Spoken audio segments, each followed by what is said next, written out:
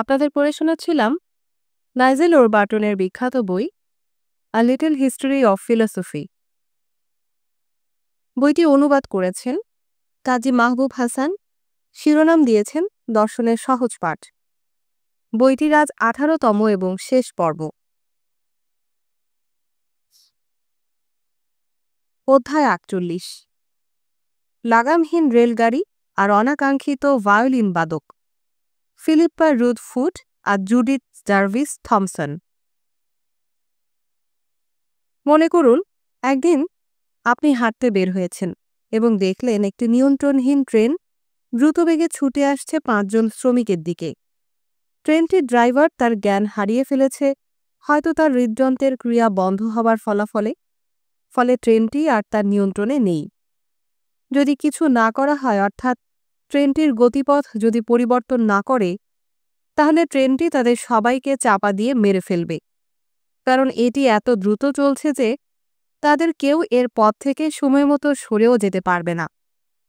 তবে একটা আশা আছে, রেললাইনের ওপর একটি ফর্ক বা লাইনটিকে 2টি ভাগে বিভক্ত হবার ব্যবস্থা আছে।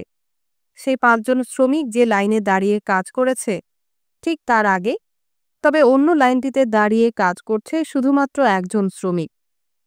আপনি যথেষ্ট কাছে আছেন একটা সুইচের কাছে, যেটি নাড়িয়ে দিলে আপনি ট্রেনটিকে 5 জন শ্রমিকের লাইন থেকে অন্য লাইনে ঘুরিয়ে দিতে পারেন, একজন শ্রমিককে নিশ্চিত মৃত্যুর দিকে ঠেলে দিয়ে।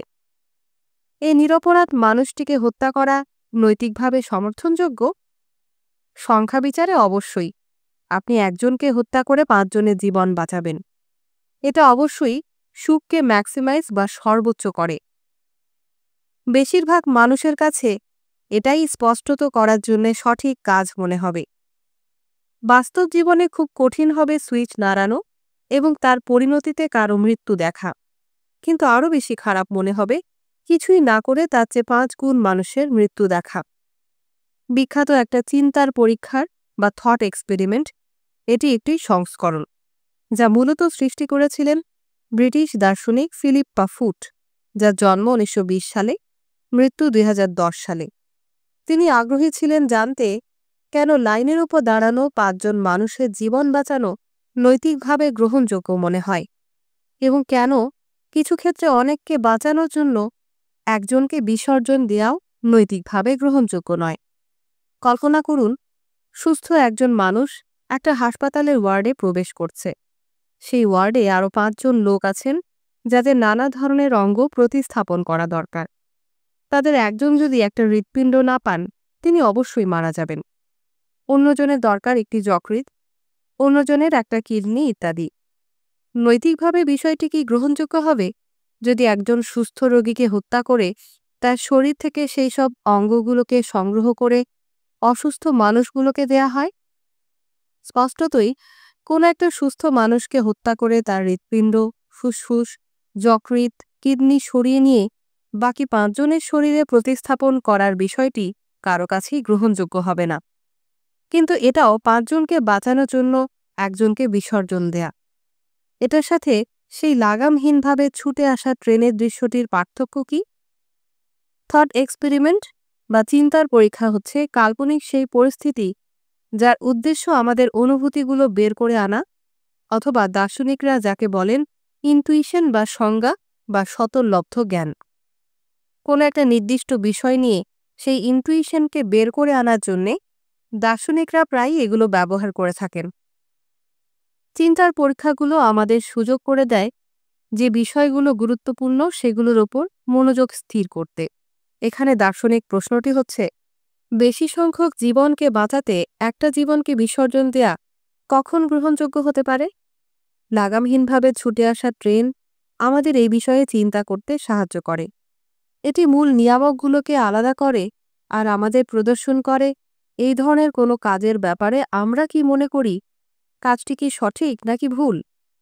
কিছু মানুষ বলবেন যে আমাদের কখনোই উচিত না এখানে সুইচটি নামানো, কারণ সেটা হবে ঈশ্বরের ভূমিকা পালন করা, বা কে মারা যাবে আর কে বাঁচবে তার সিদ্ধান্ত নেয়া।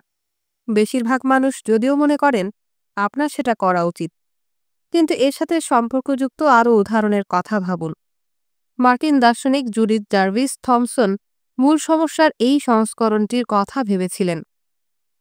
লাগামহীন ট্রেন এবার সেই সোজা রেললাইনের ওপর যা ছুটে যাচ্ছে সেই হতভাগ্য 5 শ্রমিকের দিকে। তারা অবশ্যই মারা যাবে যদি না আপনি কিছু করেন। আপনি একটা ব্রিজের ওপর দাঁড়িয়ে আছেন। আপনার পাশে দাঁড়িয়ে আছে বিশাল বপু একজন মানুষ। আপনি যদি তাকে ব্রিজের উপর থেকে ধাক্কা দিয়ে নিচে ফেলে দেন, সেই লোকটি যথেষ্ট ভারী সেই ট্রেনটির বগির গতি কমিয়ে এমনকি থামাতে, সেই 5 শ্রমিককে আঘাত করার আগে। অবশ্য তার আগে আমাদের মনে করে নিতে হবে যে আপনার সেই শক্তি আছে সেই মানুষটিকে ব্রিজের উপর থেকে নিচে ট্রেনের সামনে ধাক্কা দিয়ে ফেলে দেবার জন্য। আপনার কি সেটা করা উচিত? বহু মানুষের মনে হয়েছে এটা আরও বেশি কঠিন কাজ, এবং তাদের মধ্যে বেশি প্রবণতা দেখা দিয়েছে না বলার জন্যে। যদিও এই কেসটিতে ও 2 ভাগ হয়ে যাওয়া লাইনের কেসেও আপনি আপনার কাজের পরিণতি পরিবর্তন করতে পারবেন 5 জনের মৃত্যু থেকে মাত্র 1 জনের মৃত্যু। আসলেই ব্রিজের উপর থেকে ভারী মানুষটাকে ফেলে দেয়া হত্যার মতোই মনে হয়, যদিও দুটি ক্ষেত্রেই পরিণতি একই থাকে। তাহলে কোনো সমস্যা হবার কথা না যদি কাজটি সঠিক হয়। সুইচ পরিবর্তন করা সেই প্রথম উদাহরণে নিশ্চয়ই দ্বিতীয় ক্ষেত্রে একটি মানুষকে ট্রেনের সামনে ফেলে দিয়ে ট্রেন থামানো একই হবে। এটাই বেশ ধাঁধার মতো। যদি কাউকে ব্রিজ থেকে ধাক্কা দিয়ে ফেলে দেওয়ার কাল্পনিক পরিস্থিতি শারীরিক সমস্যার প্রস্তাব করে, অথবা হত্যা করার জন্য কারো সাথে হিংস্রভাবে কুস্তি করতে হবে এমন ভাবনা যদি আপনাকে বিকর্ষণ করে, এই কেসটি আমরা নতুন করে ভাবতে পারি। যেমন ব্রিজের উপর লুকানো একটি দরজা বা ট্র্যাপ ডোর থাকবে সুইচ পয়েন্টের মতো একই ধরনের লিভার ব্যবহার করে, যেমন আপনি প্রথম কেসে করেছিলেন। তেমনি এই বিশাল মানুষটিকে খুব অল্প চেষ্টায় ট্রেনের রাস্তায় ফেলে দিতে পারবেন। আপনার শুধু লিভারটা টেনে ধরতে হবে। প্রথম উদাহরণটির তুলনায় এটি বহু মানুষই নৈতিকভাবে খুবই ভিন্ন চোখে দেখে। কিন্তু কেন এমন হবে? তথাকথিত ল অফ ডাবল ইফেক্ট হচ্ছে একটা ব্যাখ্যা কেন আমরা আগের 2 ভাগ হয়ে যাওয়া রেললাইনের কেসটি আর ব্রিজের উপরে দাঁড়ানো মোটা মানুষের কেসটিকে ভিন্নভাবে দেখি। এটা হচ্ছে সেই বিশ্বাস কাউকে এত জোরে আঘাত করা যেন সে মারা যায় এবং কাজটা সঠিক হতে পারে, কিন্তু শুধু যদি নিজেকে রক্ষা করার উদ্দেশ্য থাকে আপনার। কারণ আরও হালকাভাবে মারলে আপনি নিজেকে রক্ষা হয়তো করতে পারতেন না। কোনো একটা কাজের আগে থেকে ভাবা সম্ভব এমন খারাপ পার্শ্ব প্রতিক্রিয়া যে কাজটির পূর্ব উদ্দেশ্য ছিল ভালো, এই ক্ষেত্রে আপনার নিজেকে বাঁচানো, এটা নৈতিকভাবে গ্রহণযোগ্য হতে পারে, কিন্তু ইচ্ছাকৃতভাবে কারো ক্ষতি করা নৈতিকভাবে গ্রহণযোগ্য নয়। এমন কাউকে আগেই বিষ খাওয়ানো ঠিক নয় যে কিনা আপনাকে খুন করার পরিকল্পনা করছে। প্রথম ক্ষেত্রটিতে যেখানে আপনার একটা গ্রহণযোগ্য উদ্দেশ্য আছে, শুধু সেটা পালন করার প্রক্রিয়াটি কারো মৃত্যুর কারণ হয়েছে। দ্বিতীয় ক্ষেত্রে আপনি সেই মানুষটিকে খুন করতে চাইছেন এবং সেটা গ্রহণযোগ্য নয়। কিছু মানুষের জন্য এটা সমস্যার সমাধান করে, অন্য অনেকে মনে করেন ডাবল ইফেক্টের এই মূলনীতি ভুল। এই কেসগুলোকে অবিশ্বাস্য মনে হতে পারে এবং প্রাত্যহিক জীবনের সাথে যাদের কোনো যোগসূত্রতা নেই, একটি অর্থে তা সত্য। এগুলো আসলে সত্যিকারের কোনো কেস হিসাবে বোঝানো হয়নি। এইসব হচ্ছে চিন্তার পরীক্ষা যা পরিকল্পনা করা হয় আমাদের বিশ্বাসকে সুস্পষ্টভাবে ব্যাখ্যা করার উদ্দেশ্যে। কিন্তু মাঝে মাঝে বাস্তব জীবনের কিছু পরিস্থিতি সৃষ্টি হতে পারে যা একই ধরনের সিদ্ধান্তের কারণ হয়। যেমন দ্বিতীয় বিশ্বযুদ্ধের সময় নাৎসিরা লন্ডনের বিভিন্ন অংশের উপর যখন বোমা ফেলছিল, একজন জার্মান গুপ্তচর তখন ডাবল এজেন্ট হয়েছিল। ব্রিটিশদের সুযোগ ছিল জার্মানদের ভুল তথ্য পাঠানো, যেমন তাদের বলা যে তাদের মূল লক্ষ্যের আরও অনেক উত্তরে বোমাগুলো পড়ছে। এর প্রভাব পড়ত যখন জার্মানরা বোমার লক্ষ্য পরিবর্তন করত সেই তথ্যের উপর ভিত্তি করে।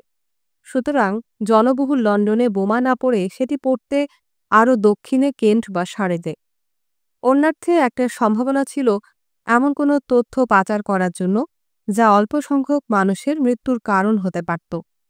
কিন্তু এই ক্ষেত্রে ব্রিটিশরা নিজেরা ঈশ্বরের ভূমিকা নিতে চাননি। আরেকটি ভিন্ন ধরনের বাস্তব জীবনের পরিস্থিতিতে অংশগ্রহণকারীরা আসলেই সিদ্ধান্ত নিয়েছিলেন কিছু করার জন্যে। 1987 সালে জিব্রুগি দুর্ঘটনায় একটা গাড়ির ফেরি ডুবে যায় এবং বহু আরোহী তুষারহীন সমুদ্রে তাদের জীবন বাঁচানোর জন্য সংগ্রাম করেছিলেন। একটি তরুণ দড়ির মই বেয়ে উপরে ওঠার সময় ভয়ে অসাড় হয়ে গিয়েছিল এবং সে নড়তে পারছিল না। সেই অবস্থানে সে ছিল প্রায় 10 মিনিট, যা অন্য সবাইকে বাধা দিয়েছিল ভীষণ ঠান্ডা সমুদ্রের পানি থেকে বের হয়ে আসার জন্য। যদি তারা পানি থেকে তাড়াতাড়ি বের না হয়ে আসতে পারত, তাহলে তাদের ঠান্ডায় ও ডুবে মরা ছাড়া আর কোনো উপায় ছিল না। একসময় যারা পানিতে ছিল তারা তাকে টেনে পানিতে ফেলে দিয়ে নিরাপদে বেরিয়ে আসতে সক্ষম হয়েছিল। সেই তরুণটি সমুদ্রে পড়ে যায় এবং ডুবে মারা যায়। সেই তরুণটিকে মই থেকে টেনে ছুঁড়ে ফেলে দেওয়ার সিদ্ধান্তটি অবশ্যই খুব যন্ত্রণাদায়ক একটা সিদ্ধান্ত। কিন্তু এইসব চরমতম পরিস্থিতিতে, যেমন লাগামহীন হয়ে ছুটে আসা ট্রেনের ক্ষেত্রে যা হয়, একজন মানুষকে বিসর্জন দেয়া বহুজনকে বাঁচানোর জন্য সম্ভবত সঠিক কাজ ছিল করার জন্য।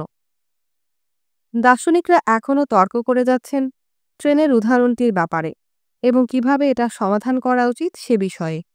তারা অন্য একটা চিন্তার পরীক্ষা নিয়েও তর্ক করে যাচ্ছেন, যা জুডিথ সার্ভিস থমসন প্রস্তাব করেছিলেন।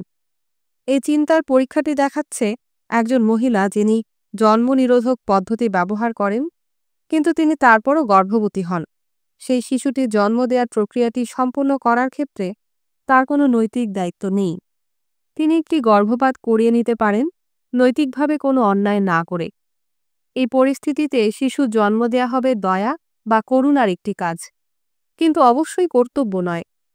প্রথাগতভাবে গর্ভপাতের নৈতিকতা সংক্রান্ত বিতর্কটিকে দেখা হয় ফিটাস বা ভ্রূণের দৃষ্টিকোণ থেকে। তার প্রস্তাবনাগুলো ছিল গুরুত্বপূর্ণ বিশেষ কারণে যে এটা মহিলাটির দৃষ্টিকোণ থেকে বিষয়টিকে দেখার উপর অনেক গুরুত্ব দিয়েছিল। আরও একটা উদাহরণ, যেমন একজন বিখ্যাত বেহালাবাদক যার কিডনিতে সমস্যা আছে, তার বেঁচে থাকার একটিমাত্র সুযোগ হচ্ছে এমন কোনো মানুষের সাথে যুক্ত থাকা যে তার মতো খুব দুর্লভ রক্তের গ্রুপ বহন করে। আপনার সেই একই রক্তের গ্রুপ আছে। একদিন সকালে আপনি ঘুম থেকে উঠে দেখলেন যে যখন আপনি ঘুমাচ্ছিলেন তখন ডাক্তাররা তাকে আপনার কিডনির সাথে যুক্ত করে দিয়েছে।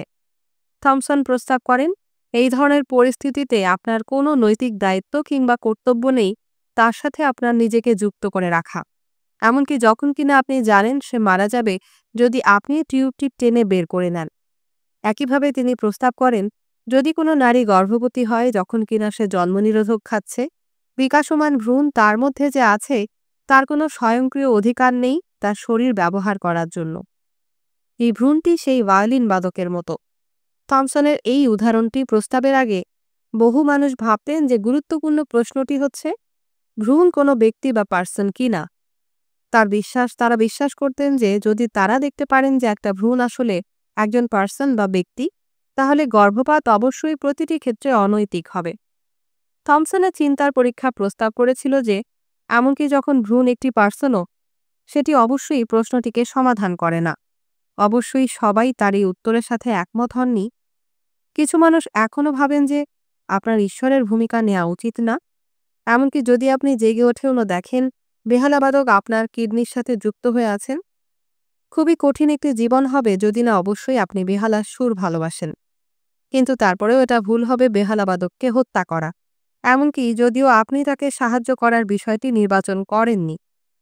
একইভাবে বহু মানুষ বিশ্বাস করেন যে আপনার কখনোই উচিত না একটা স্বাস্থ্যকর গর্ভাবস্থাকে শেষ করা, এমনকি যদিও আপনার কোনো উদ্দেশ্য ছিল না গর্ভবতী হবার এবং সব ব্যবস্থাই নিয়েছিলেন তার বিরুদ্ধে।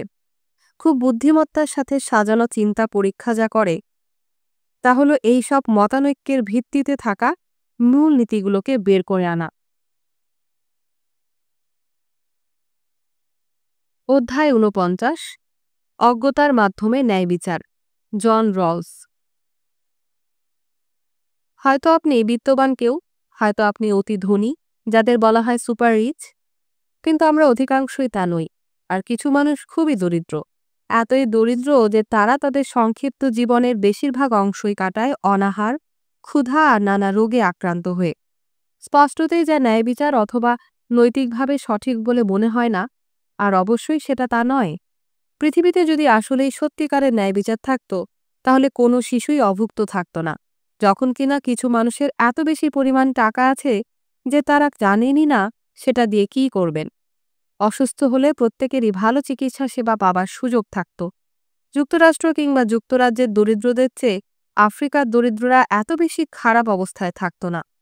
পশ্চিমের ধনীরা বহু হাজার গুণ বেশি ধনী হতেন না সেই সব মানুষদের তুলনায়, যারা নিজেদের কোনো দোষ ছাড়াই নানা প্রতিবন্ধকতা আর সমস্যাপূর্ণ সমাজে ও পরিবেশে জন্ম নিয়েছেন। ন্যায়বিচার হচ্ছে সব মানুষের সাথে পক্ষপাতহীনভাবে আচরণ করা। আমাদের চারপাশে বহু মানুষ আছেন যাদের জীবন পরিপূর্ণ নানা ভালো জিনিস দিয়ে, আর অন্যরাও আছেন নিজেদের কোনো অপরাধের কারণে নয়, যাদের খুব সামান্যই সুযোগ থাকে কিভাবে তারা বাঁচবেন তা বেছে নেবার ক্ষেত্রে। যে কাজ তারা করেন তারা সেই কাজ নিজেরা বাছাই করতে পারেন না, অথবা এমনকি সেই শহরটিও না যেখানে তারা বসবাস করেন। কিছু মানুষ যারা এই অসমতা নিয়ে ভাবেন তারা হয়তো শুধু বলেন, বেশ, জীবন তো এরকমই, এটা ন্যায় বিচার করে না, এবং তারা তাদের কাঁধ ঝাঁকান। এরা সাধারণত সেই সব মানুষ যারা বিশেষভাবে ভাগ্যবান। অন্যরা অবশ্য তাদের সময় ব্যয় করেন ভাবতে কিভাবে সমাজকে আরও ভালোভাবে সংগঠিত করা সম্ভব, এবং হয়তো চেষ্টাও করেন এটাকে আরও ন্যায় বিচারপূর্ণ করে তোলার জন্যে। জন রলস, জন্ম 1921 সালে, মৃত্যু 2002। তিনি ছিলেন তেমনই একজন নম্র, ভদ্র হার্ভার্ড বিশ্ববিদ্যালয়ের অধ্যাপক। তিনি একটা বই লিখেছিলেন যা এই সব বিষয় নিয়ে মানুষের ভাবনাগুলো আমূল বদলে দিয়েছিল। 1971 সালে প্রকাশিত সেই বইটির নাম আ থিওরি অফ জাস্টিস। এটা তার দীর্ঘ 20 বছরের গভীর ভাবনার ফসল। সত্যিকারভাবে বইটি আসলেই অধ্যাপকদের বই, যা লেখা হয়েছিল অন্য অধ্যাপকদের জন্য, খানিকটা শুষ্ক পাঠ্যপুস্তকের শৈলীতে। তবে এই ধরনের অন্য বইগুলোর ব্যতিক্রম। এটা লাইব্রেরির তাকে অবহেলায় ধুলো সংগ্রহ করেনি, বরং এটা বহুল পঠিত, বহুল বিক্রিত বই হিসাবে খ্যাতি পেয়েছিল। এবং একটা উপায়ে এটি এত বেশি অসাধারণ যে বহু মানুষই বইটি পড়েছেন আর ভেবেছেন, আর এর মূল ধারণাগুলো এত বেশি কৌতূহলোদ্দীপক যে খুব শীঘ্রই 20 শতাব্দীর প্রভাবশালী বইগুলোর মধ্যে অন্যতম একটা সেরা বই হিসাবে সেটা বিবেচিত হতে শুরু করেছিল, যার পাঠক ছিলেন দার্শনিক, আইনজীবী, রাজনীতিবিদ সহ বহু মানুষ। বইটি নিয়ে যদিও এমন কিছু রলস নিজেই কখনো কল্পনা করেননি যে সম্ভব হতে পারে। রলস দ্বিতীয় বিশ্বযুদ্ধে অংশগ্রহণ করেন। 1945-এর 6 আগস্ট, যখন জাপানের হিরোশিমা শহরে পারমাণবিক বোমা ফেলেছিল যুক্তরাষ্ট্র, তখন তিনি প্রশান্ত মহাসাগরীয় এলাকায় ছিলেন। তার যুদ্ধকালীন অভিজ্ঞতা তাকে গভীরভাবে প্রভাবিত করেছিল, এবং বিশ্বাস করতেন যে পারমাণবিক অস্ত্র ব্যবহার করা ভুল ছিল। অনেকের মতে যারা সেই সময় বেঁচে ছিলেন, তিনিও চেয়েছিলেন একটি আরও ভালো পৃথিবী, আরও একটা উত্তম সমাজ গড়ে তোলার জন্যে। কিন্তু পরিবর্তন আনার জন্য তার বাছাইকৃত পথটি ছিল চিন্তা ও লেখার মাধ্যমে কিছু করা, কোনো রাজনৈতিক দল বা আন্দোলন নয়। যখন তিনি আ থিওরি অফ জাস্টিস লিখেছিলেন, তখন ভিয়েতনাম যুদ্ধ চলছে। সারা যুক্তরাষ্ট্র জুড়ে তখন যুদ্ধবিরোধী প্রতিবাদ মিছিল। তাদের প্রত্যেকটি শান্তিপূর্ণ ছিল না। রলস সেই মুহূর্তের সমস্যাগুলো না নিয়ে বরং আরও বিমূর্ত ন্যায়বিচার সংক্রান্ত সাধারণ প্রশ্নগুলো নিয়ে লিখতে সিদ্ধান্ত নিয়েছিলেন। তার কাজের কেন্দ্রে ছিল সেই ধারণাটি, আমাদের স্পষ্ট করে ভাবতে হবে কিভাবে আমরা একসাথে বাস করব এই সমাজে আর রাষ্ট্রে, এবং কিভাবে সেটা আমাদের জীবনের উপর প্রভাব ফেলতে পারে। কারণ আমাদের অস্তিত্বকে সহনযোগ্য করতে হলে আমাদের পারস্পরিক সহযোগিতা করা প্রয়োজন। কিন্তু কিভাবে? কল্পনা করুন, আপনাকে একটা নতুন, আরও বেশি উত্তম কোনো সমাজ পরিকল্পনা করতে হবে। একই প্রশ্ন হয়তো আপনি জিজ্ঞাসা করতে পারেন যে, সেই উত্তম সমাজে কে কি পাবে? যদি আপনি কোনো সুন্দর প্রাসাদে বাস করেন, সেখানে বাসার মধ্যেই সুইমিং পুল আছে, গৃহভৃত্য আছে, এবং ব্যক্তিগত উড়োজাহাজ আছে। আপনি চাওয়া মাত্র কোনো ক্রান্তীয় দ্বীপে আপনাকে যা উড়িয়ে নিয়ে যেতে পারে। আপনি হয়তো এমন কোনো পৃথিবীকে কল্পনা করতে পারেন যেখানে কিছু মানুষ খুবই বিত্তশালী, হয়তো তারা যারা সবচেয়ে বেশি পরিশ্রম করে, অন্যরা অনেক দরিদ্র। আর আপনি যদি এখন দরিদ্র পরিবেশে বাস করেন, আপনি হয়তো এমন একটি সমাজ পরিকল্পনা করবেন যেখানে কারোরই অতিমাত্রায় ধনী হবার সুযোগ নেই, যেখানে যা কিছু আছে সম্পদ হিসাবে তার উপর সবারই সমান ভাগ থাকবে। কোনো ব্যক্তিগত উড়োজাহাজ থাকার সুযোগ নেই সেখানে, বরং দুর্ভাগা মানুষদের জন্য ভালো একটা সুযোগ থাকবে সুন্দর একটা জীবন পাবার। মানুষের প্রকৃতি এরকমই। সাধারণত মানুষ নিজেদের অবস্থানের কথা ভাবে যখন তারা একটা উত্তম পৃথিবীর বিবরণ দেয়, তারা সেটা অনুধাবন করুক বা না করুক। এই পূর্ব সংস্কার আর পক্ষপাতগুলো রাজনৈতিক চিন্তাকেও বিকৃত করে। রলসের প্রতিভার সুস্পষ্ট প্রকাশ ছিল একটা চিন্তার পরীক্ষা উদ্ভাবনে। তিনি যার নাম দিয়েছিলেন দ্য অরিজিনাল পজিশন, যা কিছু স্বার্থপর পক্ষপাতকে দমিয়ে রাখে, যা আমাদের সবার মধ্যে বিদ্যমান। তার মূল ধারণাটি ছিল খুব সরল: একটা উত্তম সমাজ পরিকল্পনা করুন, কিন্তু সেটি করতে হবে সেই সমাজে আপনি কোন অবস্থানটি পূর্ণ করবেন বা আপনার অবস্থানটি কোথায় হবে তা না জেনেই। আপনি জানেন না যে আপনি বিত্তবান বা দরিদ্র হবেন সেই সমাজে। আপনার কি কোনো শারীরিক সীমাবদ্ধতা বা প্রতিবন্ধিতা থাকবে কিনা, কিংবা সুদর্শন হবেন কিনা, পুরুষ নারী, কুৎসিত বুদ্ধিমান অথবা বোকা প্রতিভাবান, দক্ষ অথবা অদক্ষ, সমকামী উভকামী অথবা বিষমকামী ইত্যাদি নানা অবস্থান কোনটি আপনার হবে তা আপনার জানা নেই। রলস বিশ্বাস করতেন এই মূল অবস্থান বা অরিজিনাল পজিশনে দাঁড়িয়ে, বা এই কাল্পনিক ভেইল অফ ইগনোরেন্স বা অজ্ঞতার পর্দার পেছনে দাঁড়িয়ে সমাজ পরিকল্পনার প্রক্রিয়ায় আপনি আরও বেশি পক্ষপাতহীন মূলনীতি বাছাই করবেন, কারণ আপনি জানেন না সেই সমাজে আপনার নিজের অবস্থান কোথায় হবে, কী ধরনের মানুষ আপনি হবেন সেই সমাজে। নির্বাচন করার এই সরল কৌশল, যেখানে আপনার নিজের অবস্থান কী হবে সেটা জানা থাকবে না, তার উপর ভিত্তি করে রলস তার ন্যায়বিচারের তত্ত্বটি গড়ে তোলেন। আর সেটি দুটি মূলনীতির উপর দাঁড়িয়ে, যেগুলোকে তিনি মনে করেছিলেন সব যুক্তিসঙ্গত মানুষ গ্রহণ করে নেবেন: স্বাধীনতা ও সাম্যের মূলনীতি। তার প্রথম মূলনীতিটি ছিল লিবার্টি প্রিন্সিপাল।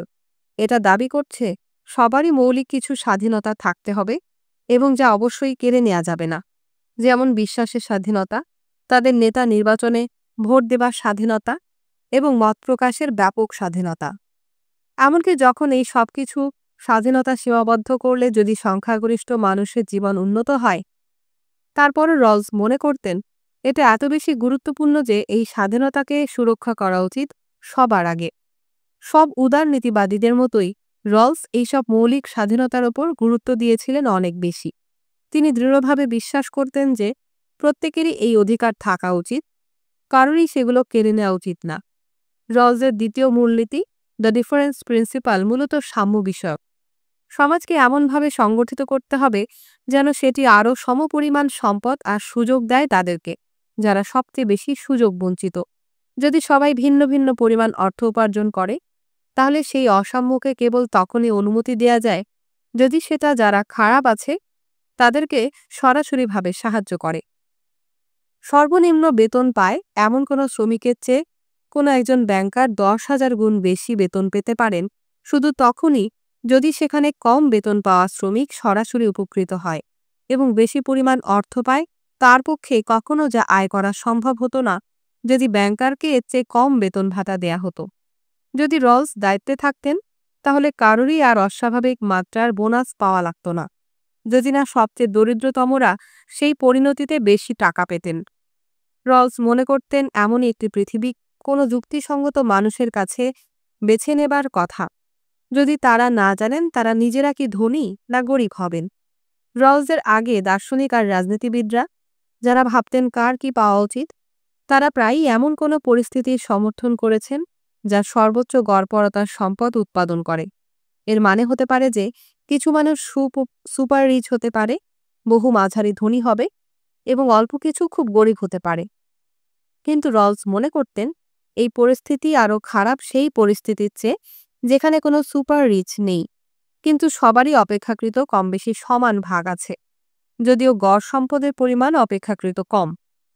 এটা চ্যালেঞ্জ ছুড়ে দেয়া একটা ধারণা, বিশেষ করে তাদের প্রতি যারা পৃথিবী যেভাবে আছে সেখানে অনেক বেশি বেতন আয় করতে পারেন। রবার্ট নজি, জন্ম 1938 সাল, মৃত্যু 2002 সাল, আরেকজন গুরুত্বপূর্ণ মার্কিন রাজনৈতিক দার্শনিক, রলসের চেয়ে বেশি ডানপন্থী ছিলেন, যিনি রাজনৈতিক দৃষ্টিভঙ্গিতে বিষয়টি নিয়ে প্রশ্ন করেছিলেন।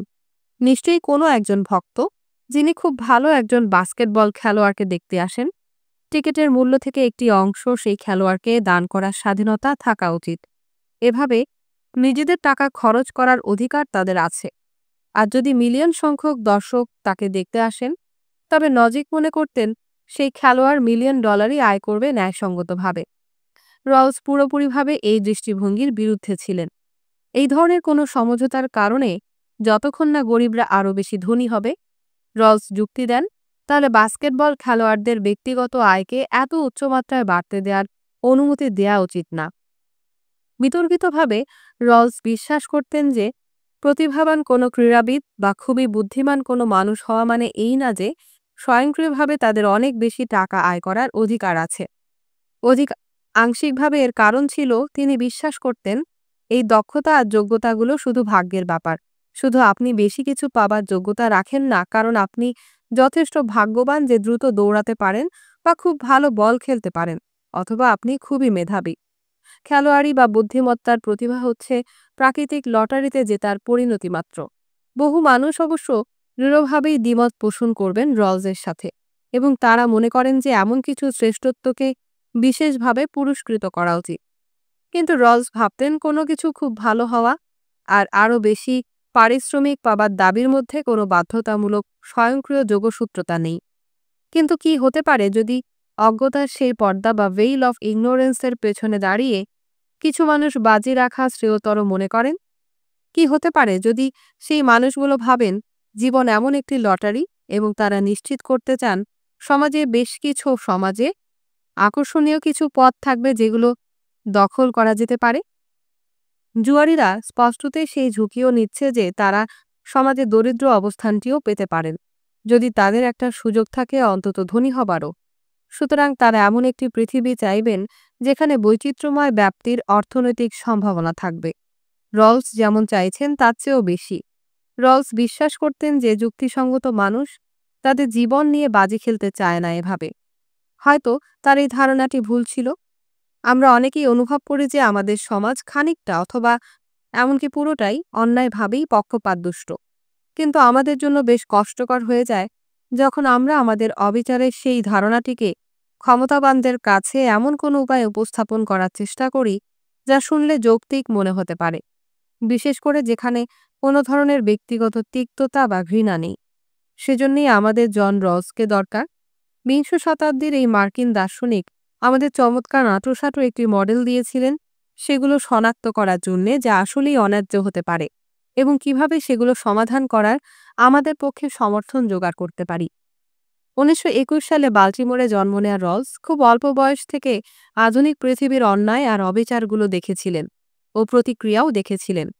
শৈশবে তিনি দেখেছিলেন কিভাবে মেইন অঙ্গরাজ্যের দরিদ্র অঞ্চলে তার স্বদেশী আমেরিকাবাসীরা স্পষ্টতই বঞ্চিত হচ্ছে সেই সব সুযোগগুলো থেকে যে সুযোগগুলো তার আইনজীবী বাবা আর সমাজকর্মী মা তাকে দিয়েছিল। রলস একই সাথে যন্ত্রণার বা কষ্টের সেই স্বেচ্ছাচারী অযৌক্তিকতায় অভিজ্ঞ হয়েছিলেন যখন তার দুই ভাই সংক্রামক ব্যাধিতে আক্রান্ত হয়ে মারা যায়। যে অসুখ তাদের সংক্রমিত করেছিল তার কাছ থেকেই, তার নিজের অজান্তে। এটা যদি যথেষ্ট না হয়ে থাকে, তিনি দ্বিতীয় বিশ্বযুদ্ধের ভয়াবহতা দেখেছিলেন সৈন্য হিসাবে, বিশেষ করে মিত্রবাহিনীর ইউরোপীয় ক্যাম্পেইনে দ্বিতীয় পর্যায়ে। এই সব কিছুই তাকে অনুপ্রাণিত করেছিল আদৌ রহস্যময় না এমন একটা মিশন নিয়ে শিক্ষা প্রতিষ্ঠানে তার পেশাগত জীবন গড়ে তুলতে। তিনি চেয়েছিলেন চিন্তা আর ধারণার শক্তি ব্যবহার করে যে অন্যায় পৃথিবীতে তিনি বাস করেন সেটা পরিবর্তন করবেন। হার্ভার্ড আর কর্নেল বিশ্ববিদ্যালয়ে পড়া মেধাবী রলস তার সময়ের একজন বাস্তবমুখী দার্শনিকে রূপান্তরিত হন। ইজাইয়া বার্লিন, H.L.A. হার্ট ও স্টুয়ার্ট হ্যাম্পশায়ার সহ তারা পৃথিবীকে পরিবর্তন করার চেষ্টা করেন তাদের কাজ দিয়ে।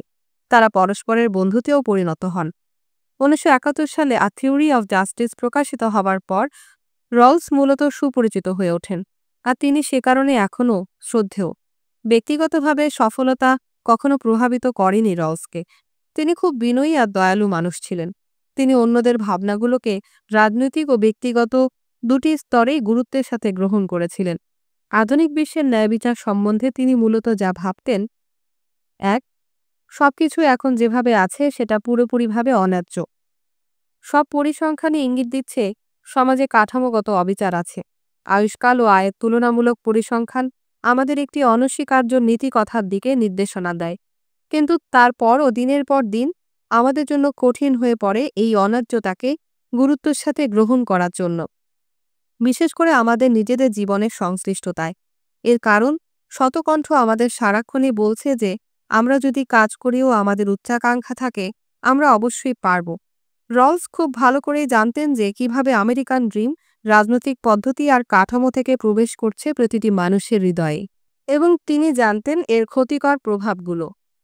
নিশ্চয়ই বহু মানুষ আছে তারা এই নিখুঁত এই নীতিবাক্যের কাহিনীর উদাহরণ হতে পারে, যেমন নিঃস্ব থেকে প্রেসিডেন্ট, ধনকুবের কোনো বড় ব্যবসায়ী যারা দরিদ্র অনাথ ছিলেন।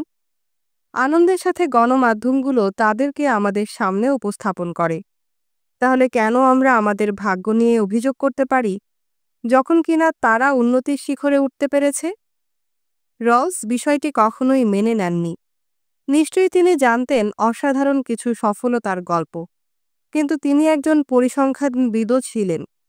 তিনি জানতেন কপর্দক শূন্য থেকে ধনী হবার কাহিনী সার্বিকভাবে এতটাই পরিসংখ্যানগতভাবে তুচ্ছ যে এটা রাজনৈতিক তাত্ত্বিকদের কাছে গুরুত্বপূর্ণ কোনো মনোযোগ প্রত্যাশা করে না। আসলেই তাদের কথা বলা অব্যাহত রাখা হচ্ছে শুধু একটি ধূর্ত রাজনৈতিক চাল, যা পরিকল্পনা করা হয়েছে যেন ক্ষমতাবানদের সমাজকে সংস্কার করার প্রয়োজনীয় দায়িত্ব নিতে না হয়। যেমন রলস আমাদের জোর করে মনে করিয়ে দেন, আধুনিক যুক্তরাষ্ট্র এবং ইউরোপের অনেক অংশেও যদি আপনি দরিদ্র হয়ে জন্মগ্রহণ করেন, আপনার দরিদ্র থাকার সম্ভাবনা এবং অল্প বয়সে মারা যাবার সম্ভাবনা অনেক বেশি তর্কাতীত। কিন্তু আমরা কি করতে পারি এই পরিস্থিতিতে? রলস রাজনীতি সচেতন ছিলেন। তিনি বুঝতে পেরেছিলেন অন্যায্যতা আর অবিচার নিয়ে বিতর্কগুলো এবং কি করা উচিত এমন প্রশ্নগুলো জটিলতা আর তুচ্ছ দ্বন্দ্বে বছরের পর বছর থমকে থাকে। কোনো কিছুই করা হয় না। সুতরাং রলস যা করতে চাচ্ছিলেন সেটা খুব সরল, অর্থনৈতিকভাবে ও বিবাদ কুশলতার মাধ্যমে মানুষকে দেখানো কিভাবে তাদের সমাজগুলো অন্যায্য এবং তারা কি করতে পারে, আর এমনভাবে যেন এটা কোনো বিতর্কের জটিলতা অতিক্রম করে হৃদয় আর মনকে স্পর্শ করতে পারে, কারণ তিনি জানতেন রাজনীতিতে আবেগের জায়গা আছে। 2. কল্পনা করুন আপনি যদি আপনি না হন। কেন সমাজগুলো ন্যায্য হয়ে ওঠে না তার বড় একটা কারণ হচ্ছে বর্তমানে বিদ্যমান অবিচারের কারণে যারা সুবিধাপ্রাপ্ত হচ্ছে তাদের সেই প্রয়োজনীয়তা নেই এই বিষয়টি গভীরভাবে ভাবা যে কেমন হতো যদি তাদের ভিন্ন কোনো পরিস্থিতিতে জন্ম হতো। তারা সাধারণত সব পরিবর্তনের বিরোধিতা করেন, কারণ তাদের মধ্যে গভীরভাবে প্রথিত হয়ে আছে সংস্কার আর পক্ষপাতিত্ব। রলস সহজাতভাবে বুঝতে পেরেছিলেন আগে এই মানুষগুলোকে বোঝাতে হবে, তাদের দলে আনতে হবে, তারপর তাদের কল্পনা ও জন্মগত নৈতিকতার বোধের কাছে কোনো না কোনোভাবে বিষয়গুলোকে উপস্থাপন করতে হবে। সুতরাং তিনি রাজনৈতিক চিন্তার ইতিহাসে অন্যতম সেরা একটি চিন্তার পরীক্ষা উদ্ভাবন করেন, যা অনায়াসে হবস, রুশো আর কান্টের সমতুল্য হতে পারে। এই পরীক্ষাটি ছিল ভেইল অফ ইগনোরেন্স, অজ্ঞতার পর্দা। এর মাধ্যমে রলস আমাদের নিজেদের জন্মের আগে সচেতন বুদ্ধিমান সত্তা হিসেবে কল্পনা করতে আহ্বান জানান, কিন্তু আমাদের জানা থাকবে না যে কোন ধরনের পরিবেশ ও পরিস্থিতিতে আমরা জন্ম নিতে যাচ্ছি। আমাদের ভবিষ্যৎ ঢাকা অজ্ঞতার পর্দা দিয়ে। এই গ্রহের বাইরে দাঁড়িয়ে আমাদের জানা থাকবে না কি ধরনের বাবা মা আপনি পাবেন, আপনার থাকার পরিবেশটি কেমন হবে আমাদের স্কুল বা স্থানীয় হাসপাতালে আমরা কিভাবে চিকিৎসা পাব, কিভাবে পুলিশ বা বিচার ব্যবস্থা আমাদের সাথে আচরণ করতে পারে ইত্যাদি। যে প্রশ্নটি রলস আমাদের সবাইকে ভাবতে বলেছিলেন সেটা হচ্ছে, যদি আমাদের কিছুই জানা না থাকে আমরা কোথায় জন্ম নেব, কোন পরিস্থিতিতে বেড়ে উঠব, তাহলে কোন ধরনের সমাজে প্রবেশ করার জন্য আমরা নিরাপদ বোধ করব, কোন ধরনের রাজনৈতিক পদ্ধতি যুক্তিসঙ্গত আর সুস্থ হতে পারে আমাদের বাঁচার জন্য। আর অজ্ঞতার পর্দা যে চ্যালেঞ্জটি আমাদের সামনে উপস্থাপন করেছে সেটার মোকাবেলা করার জন্য। বেশ, অন্তত একটা বিষয়ে স্পষ্ট, অবশ্যই আমেরিকা নয়। আমেরিকায় বহু আর্থসামাজিক পরিস্থিতি আছে যেখানে জন্ম নেওয়া সুখকর হতে পারে। দেশে বহু অংশেই ভালো স্কুল আছে, নিরাপদ পরিবেশ আছে, কলেজে যাবার সুযোগ আছে, ভালো চাকরি পাবার উপায় আছে এবং কিছু চমৎকার অভিজাত কান্ট্রি ক্লাবও আছে। খুব বাড়িয়ে যদি বলা হয় তাহলে এই বিশাল এবং সুন্দর দেশে শতকরা 30% মানুষ এই সুযোগ সুবিধা পায়। বিস্ময়ের কারণ নেই কেন এই পদ্ধতিটি বদলায় না, কারণ তাহলে অনেক বেশি মানুষ, বহু মিলিয়ন মানুষ এর থেকে উপকার পায়। আর এখানে ভেইল অফ ইগনোরেন্স কাজে আসে।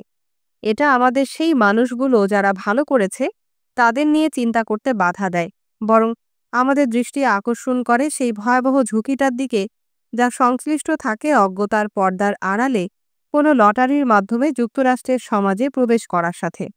কোথায় আপনার জন্ম হবে সেটি না জেনেই, কোনো শিল্পপতির ঘরে নাকি পিতৃহীন কোনো বস্তিবাসী মায়ের ঘরে, এই জন্ম লটারিতে মানসিকভাবে সুস্থ এমনকি কোনো জুয়ারি আছেন যিনি কিনা আসলেই বাজি খেলবেন বাকি ৭০% মানুষের অংশ হিসাবে জন্ম নেবার জন্যে? যাদের জন্য আছে শুধু নিম্নমানের স্বাস্থ্য সুবিধা, অপ্রতুল আবাসন, আইন আর শিক্ষা সুবিধা পাবার পথে নানা প্রতিবন্ধকতা? নাকি সেই যৌক্তিক জুয়ারি দাবি করবেন পুরো খেলার নিয়ম বদলাতে, ভালো কোনো ফলাফলের জন্য যা সবচেয়ে বেশি সুবিধা দেবে যে কোনো একক খেলোয়াড়কে? ৩. আপনি যা জানেন সেটা ঠিক করতে হবে। রলস এই প্রশ্নটির উত্তর দিয়েছেন আমাদের হয়ে। যে কোনো সুস্থ জুয়ারি যারা এই অজ্ঞতার পর্দার আড়ালে চিন্তার খেলাটি খেলবে, তারা এমন একটি সমাজ চাইবে যে কিছু জিনিস অবশ্যই জায়গা মতো থাকতে হবে। তারা চাইবেন সব স্কুলগুলোর মান যেন খুব ভালো হয়, এমনকি সরকারি স্কুলগুলোরও।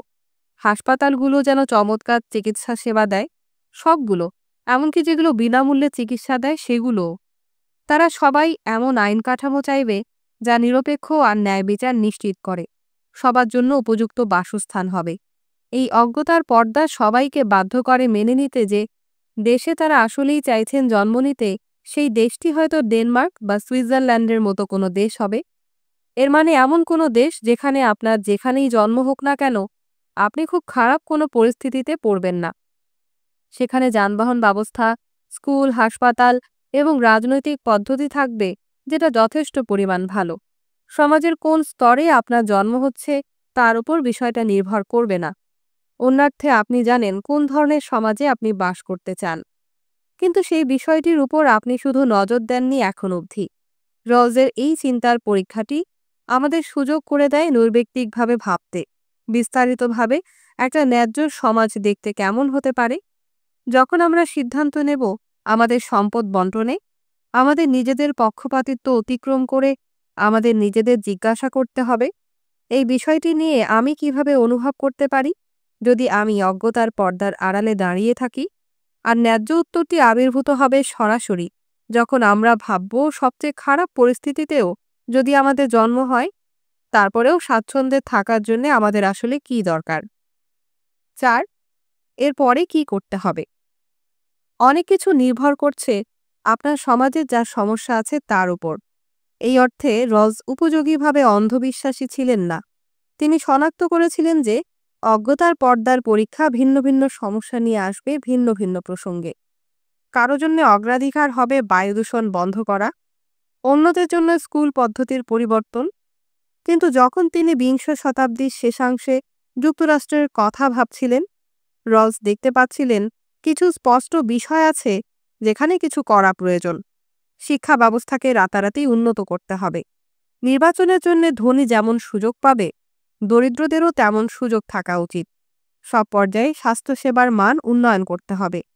রলস আমাদের সেই উপকরণটি দিয়েছেন যা দিয়ে আমরা আমাদের সমাজকে সমালোচনা করতে পারি চমৎকার একটি সাধারণ পরীক্ষার মাধ্যমে। আমরা জানি কখন আমাদের এই সমাজকে আমরা ন্যায়বিচারপূর্ণ একটি সমাজে রূপান্তর করতে পারব। যখন জন্মের আগে সব সততার সাথে একটা কাল্পনিক অজ্ঞতা পর্দার আড়াল থেকে আমরা বলতে পারব আমরা আদৌ চিন্তিত নই আমাদের ভবিষ্যৎ পিতামাতার পরিস্থিতি যেমনই হোক না কেন, বা যে কোনো পরিবেশে আমাদের জন্ম হোক না কেন। আর আমরা যে এখন সেই চ্যালেঞ্জটা কোনোভাবেই মানতে পারব না, সেটা প্রমাণ করে ঠিক কতটা অন্যায্যতা আমাদের সমাজে এখন রয়ে গেছে। আর সে কারণে আমাদেরও আরও অনেক কিছু অর্জন করারও বাকি আছে। বিংশ শতাব্দীর বেশিরভাগ সময় জুড়ে বহু দার্শনিকই অতীতের মহান দার্শনিকদের সাথে তাদের সংযোগটি হারিয়ে ফেলেছিলেন। কিন্তু রলসের থিওরি অফ জাস্টিস সেই শতাব্দীতে রাজনৈতিক দর্শন সম্বন্ধে লেখা হয়েছে অল্প কিছু বইয়ের একটি, যা Aristotle, Hobbes, Locke, Rousseau, Hume ও কান্টের সাথে একই নিঃশ্বাসে উচ্চারণ করার যোগ্যতা অর্জন করেছিল। রলস নিজে অবশ্যই খুবই বিনয়ী ছিলেন এই বিষয়টিতে একমত হবার জন্য। তার উদাহরণ যদিও অনুপ্রাণিত করেছে নতুন প্রজন্মের দার্শনিকদের যারা আজও লিখছেন, যেমন মাইকেল স্যান্ডেল, থমাস কস, মার্থা নাসবম এবং উইল কিমালিকা। তারা সবাই বিশ্বাস করেন যে দর্শনের দায়িত্ব গভীর আর কঠিন প্রশ্নগুলোর মোকাবেলা করা। কিভাবে আমরা একসাথে বাস করতে পারি, কিভাবে আমাদের সবার একসাথে বাস করা উচিত, আর আগের প্রজন্মের কিছু দার্শনিকদের ব্যতিক্রম, তারা ভীত নন সেগুলো উত্তর দেবার জন্য এবং সামাজিক পরিবর্তন আনার জন্য। তারা বিশ্বাস করেন শুধু আমরা কিভাবে বাঁচব তা নিয়ে আলোচনাটিকে পরিবর্তন না করে দর্শনের আসলে উচিত আমরা কেমনভাবে বাঁচব সেটি পরিবর্তন করা। অধ্যায় 50। কম্পিউটার কি চিন্তা করতে পারে? অ্যালান টুরিং এবং জন সার। আপনি একটা ঘরের মধ্যে বসে আছেন। সেই ঘরটার দরজার ভেতরে চিঠি ঢুকিয়ে দেবার জন্য একটা লেটার বক্স বা ছিদ্র আছে, আর সেই ছিদ্র দিয়ে মাঝে মাঝে আঁকাবাঁকা দাগের কিছু লেখাসহ কার্ড ভেতরে ঢুকে মেঝের ওপর পড়ছে। আর আপনার কাজ হচ্ছে সেই কার্ডগুলোর আঁকাবাঁকা দাগটিকে ঘরের ভেতরে টেবিলের ওপর রাখা একটি বইয়ের মধ্যে কোনো প্রতীকের সাথে জোর করে মেলাতে হবে। মানে, বইটির মধ্যে আপনাকে প্রথম সেই আঁকাবাঁকা দাগটা আগে খুঁজে বের করতে হবে, তারপর সেই প্রতীকটাকে খুঁজে দেখতে হবে এর সাথে যার জোর বাঁধা আছে। তারপর ঘরে রাখা এক বাক্স কার্ড থেকে সেই কার্ডটি আপনাকে খুঁজে বের করতে হবে যার উপরে বইয়ের জোর বাঁধা সেই প্রতীক চিহ্নটি আছে। তারপর সতর্কতার সাথে সেই কার্ডের টুকরোটিকে দরজার চিঠি দেবার ছিদ্র দিয়ে আবার বাইরে ঠেলে দিতে হবে আপনাকে। ব্যাস এটুকু। আপনি কাজটি কিছুক্ষণ ধরে করলেন এবং ভাবতে লাগলেন কি ঘটছে আসলে। এটাই চাইনিজ রুম থট এক্সপেরিমেন্ট বা চিন্তার পরীক্ষা। যুক্তরাষ্ট্রের দার্শনিক জন সার, জন্ম 1932, তিনি এটার একটি উদ্ভাবন। কাল্পনিক এই পরিস্থিতি তিনি পরিকল্পনা করেছিলেন প্রদর্শন করতে যে কম্পিউটার আসলেই চিন্তা করতে পারে না, এমনকি যদিও মনে হয় যে এটা চিন্তা করছে। আর এখানে কি ঘটছে সেটা বোঝার জন্য আপনার প্রথমে টুরিং টেস্টটিকে বোঝা দরকার। অ্যালান টুরিং, জন্ম 1912 সাল, মৃত্যু 1954 সাল। তিনি ছিলেন কেমব্রিজের অসাধারণ একজন গণিতজ্ঞ। আধুনিক কম্পিউটার উদ্ভাবন প্রক্রিয়ায় তিনি সাহায্য করেছিলেন। তার সংখ্যা নিয়ে কাজ করার যন্ত্রটি তৈরি করা হয়েছিল দ্বিতীয় বিশ্বযুদ্ধের সময় ইংল্যান্ডের ব্লেচলি পার্কে, যে যন্ত্রটি জার্মান সাবমেরিন কমান্ডারদের ব্যবহৃত এনিগমা কোডের সাংকেতিক অর্থ খুঁজে বের করেছিল। এরপর মিত্রবাহিনী নানা বার্তা গোপনে আড়ি পেতে সংগ্রহ করতে শুরু করেছিল নাৎসিরা কী পরিকল্পনা করছে তার মর্মোদ্ধার করার জন্য। শুধু সাংকেতিক ভাষা বা কোডের মর্মোদ্ধার না, কম্পিউটার একদিন অনেক কিছু করবে এবং আসলে বুদ্ধিমত্তাপূর্ণ হবে এমন ধারণায় উৎসাহী হয়ে 1950 সালে তিনি একটি টেস্ট প্রস্তাব করেন যা এই ধরনের কম্পিউটারকে পাশ করতে হবে যদি দাবি করা হয় কম্পিউটারটি বুদ্ধিমান। এটাই পরে পরিচিত হয়েছিল কৃত্রিম বুদ্ধিমত্তার জন্য টুরিং টেস্ট হিসাবে, কিন্তু মূলত তিনি এটির নাম দিয়েছিলেন ইমিটেশন গেম। এর উৎস ছিল তার বিশ্বাস যে আমাদের মগজের সবচেয়ে কৌতূহলোদ্দীপক বৈশিষ্ট্য এটির ঘনত্ব যে ঠান্ডা পরিজের মতো বা এর রং ধূসর তা নয়, এবং মাথার খুলি থেকে এটাকে সরিয়ে আনলে এটা যেভাবে নড়াচড়া করে তার চেয়ে গুরুত্বপূর্ণ বিষয় এটার কাজ। কম্পিউটার হয়তো শক্ত কোনো উপাদান আর ইলেকট্রনিক্স যন্ত্রাংশ দিয়ে তৈরি হতে পারে, কিন্তু সেটি একটি মস্তিষ্ক যা কিছু করে তার অনেক কিছু করতে পারে। কোনো মানুষ বুদ্ধিমান কিনা সেটা যখন আমরা বিচার করার চেষ্টা করি, তাদেরকে করা কিছু প্রশ্নের উত্তর তারা কিভাবে দিচ্ছেন তার উপর ভরসা করি। আমরা কিন্তু তাদের মস্তিষ্ক খুলে দেখি না কিভাবে তাদের মাথার নিউরন বা স্নায়ুকোষগুলো সংযুক্ত আছে। সুতরাং বিষয়টি নিরপেক্ষ হবে যখন আমরা কম্পিউটারদের পরীক্ষা করার সময়ও কিভাবে তাদের তৈরি করা হয়েছে সেটি না দেখে বরং শুধু এর বাইরের প্রমাণটি দেখব। আমাদের দেখা উচিত হবে ইনপুট আর আউটপুট, রক্ত কিংবা স্নায়ু নয়, বা তার কিংবা ভেতরের সংযোগ আর ট্রানজিস্টরগুলোও না। এখানে টুরিং যা প্রস্তাব করেছিলেন সেটা হচ্ছে এমন: একজন পরীক্ষক থাকবেন একটি ঘরে বসে, তিনি একটি কম্পিউটার পর্দায় টাইপ করে কোনো কথোপকথন লিখবেন। সেই পরীক্ষক জানেন না তিনি কি অন্য ঘরে বসে থাকা কোনো মানুষের সাথে কম্পিউটারের পর্দায় কথা বলছেন, নাকি তার প্রশ্নের বিপরীতে কম্পিউটার তার উত্তর নিজে নিজেই তৈরি করছে। এই কথোপকথনের সময় পরীক্ষক যদি নিজে বলতে না পারেন কোনো ব্যক্তি বা মানুষ তার উত্তর দিচ্ছে কিনা, সেই কম্পিউটার তাহলে টুরিং টেস্টে উত্তীর্ণ হয়েছে। যদি কোনো কম্পিউটার সেই পরীক্ষায় উত্তীর্ণ হয়, তাহলে যুক্তিসঙ্গতভাবে বলা যাবে এটা বুদ্ধিমান, শুধুমাত্র রূপকার্থে না। যেভাবে কোনো মানুষ বুদ্ধিমান হতে পারে ঠিক সেই অর্থেই বুদ্ধিমান। আর শার্লের চাইনিজ রুম চিন্তার পরীক্ষাটি যা বলছে, আঁকাবাঁকা দাগসহ কার্ডের দৃশ্যটি, সেটা হচ্ছে দেখানো যে এমনকি যদিও কোনো কম্পিউটার টুরিং টেস্ট পাশ করে কৃত্রিম বুদ্ধিমত্তার পরীক্ষায় উত্তীর্ণও হয়, সেটা কিন্তু প্রমাণ করবে না যে এটা আসলেই কি করছে সেটা বুঝতে পারছে।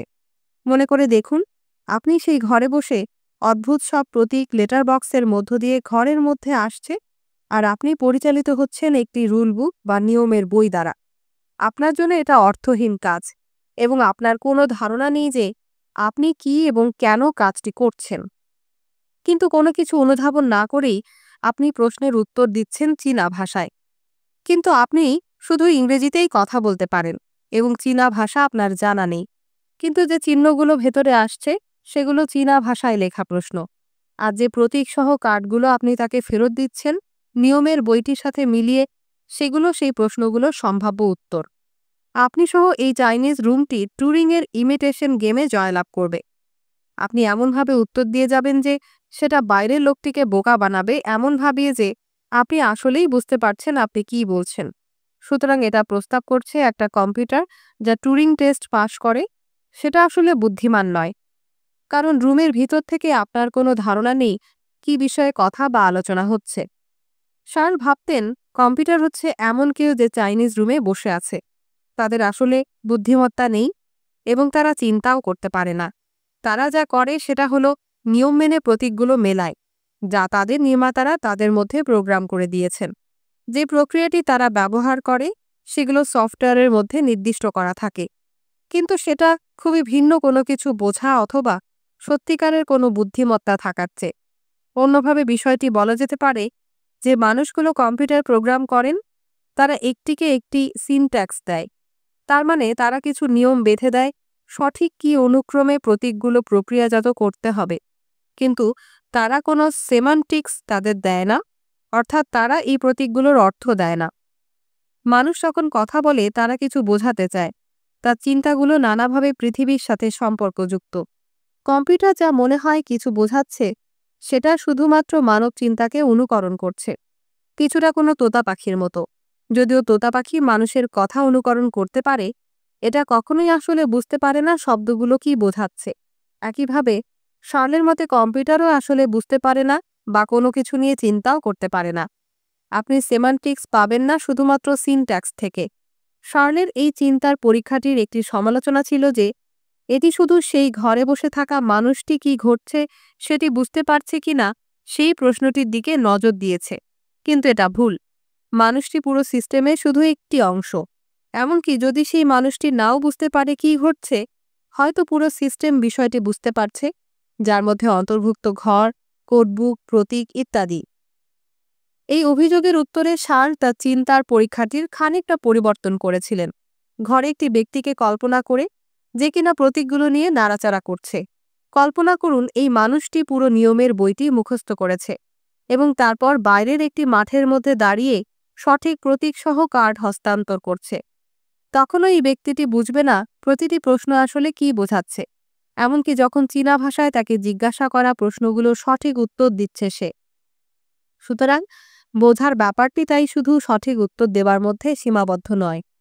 যদিও কিছু দার্শনিক বিশ্বাস করেন যে মানুষের মন হচ্ছে শুধু একটি কম্পিউটার প্রোগ্রামের মতো, তারা বিশ্বাস করেন যে কম্পিউটার সত্যি চিন্তা করতে পারে ও চিন্তা করে। যদি তারা সঠিক হয়ে থাকেন, তাহলে হয়তো একদিন মানুষের মস্তিষ্কগুলো থেকে মনকে কম্পিউটারে স্থানান্তর করা সম্ভব হতে পারে। যদি আপনার মন একটি প্রোগ্রাম হয়, তাহলে শুধু আপনার মাথার খুলির মধ্যে থাকা আর্দ্র মগজে এটি চলছে, মানে এই না যে ভবিষ্যতে কোনো সময় এটা কোনো বিশাল চকচকে কম্পিউটারে চলতে পারবে না।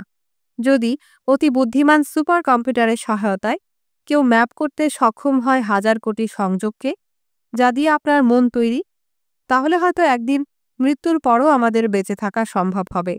আপনার মনকে কোনো একটা কম্পিউটারে আপলোড করা যেতে পারে, যেন আপনার শরীরকে কবরে সমাহিত বা দাহ করার অনেক পরেও সেটা তার কাজ করা অব্যাহত রাখতে পারে।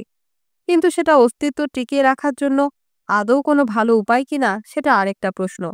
যদি শার্ল সঠিক হয়ে থাকেন, কোনো নিশ্চয়তা নেই যে এই আপলোড করা মন আপনি এখন ঠিক সেভাবে সচেতনতা ধারণ করবে, এমনকি যখন সেটা এমন প্রতিক্রিয়া দেখায় যে দেখে মনে পারে সেটি সচেতন।